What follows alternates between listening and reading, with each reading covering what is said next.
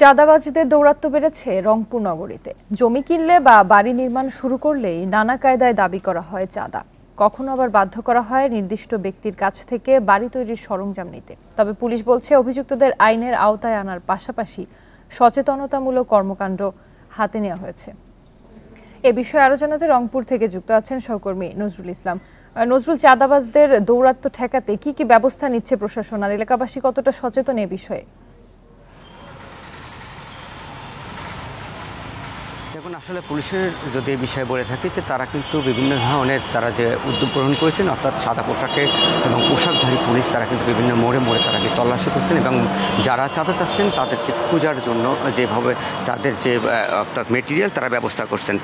আমরা একটু আগে কিন্তু পুলিশের যিনি এখানকার ক্রাইমের প্রধান রয়েছেন আবু মারুফ হোসেন, তার সঙ্গে কথা বলেছি। তিনি যেমনটি বলেছেন যে চাঁদাবাজির দৌরাত্ম্য বন্ধ করতে যা যা ব্যবস্থা তারা গ্রহণ করেছেন। আমি যদি একটু বলে রাখি যে এই যে কয়েকদিন আগে যে সম্প্রতি ঘটনা ঘটে গেল, এটি কিন্তু আসলে এই রকমই কিন্তু দেখেছি যে এক বছর ধরে কিন্তু চাঁদাবাজদের দৌরাত্ম্য কিন্তু বেড়ে গেছে। রংপুর শহরের বিভিন্ন যারা ভবন করছেন, যারা বড় বড় বিল্ডিং করতে চাচ্ছেন, তাদের কিন্তু বিভিন্নভাবে কৌশলে তারা চাঁদার দাবি করে যাচ্ছেন। এই চাঁদা আসলে না দিলেই এই বিল্ডিং করা এবং ভবন করা কিন্তু বন্ধ করে দিচ্ছে এক পর্যায়ে। তারা অনেকেই বলছেন যে এই সব চাঁদাবাজি কিন্তু বিভিন্ন ধরনের, অর্থাৎ কোনো প্রভাবশালী মহল হতে পারে, কিংবা কোনো জনপ্রতিনিধির লোকজন হতে পারে, কিংবা কোনো রাজনৈতিক দলের লোকজন হতে পারে। তাদেরকে খোঁজার জন্য পুলিশ প্রশাসন আছেন এবং পুলিশ প্রশাসন তাদেরকে খুঁজছেন। তবে এই ঘটনায় কিন্তু আমরা যেটা জেনেছি যে প্রায় 11টি মামলা হয়েছে, প্রায় 25 থেকে 26 জনকে গ্রেপ্তার করেছে। তাদেরকে আদালতেও সোপর্দ করা হয়েছে এবং আদালতের মাধ্যমে অনেকে আবার জামিনও হয়েছে। তারা কিন্তু আবারও চাঁদাবাজির যে উৎপাত সেটি কিন্তু আবারও বিভিন্ন জায়গায় তারা চালিয়ে যাচ্ছেন। তাদের বিভিন্ন কৌশলটা হচ্ছে তারা কিন্তু রড সিমেন্ট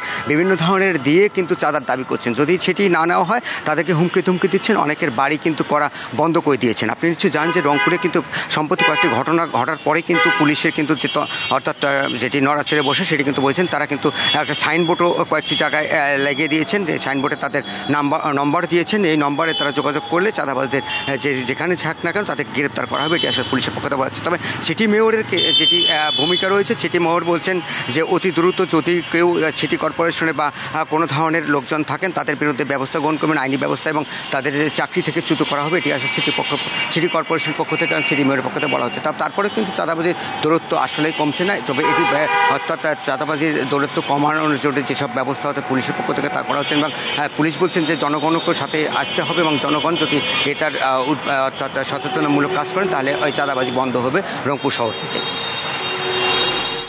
রংপুর থেকে জানাচ্ছিলেন সহকর্মী নজরুল ইসলাম।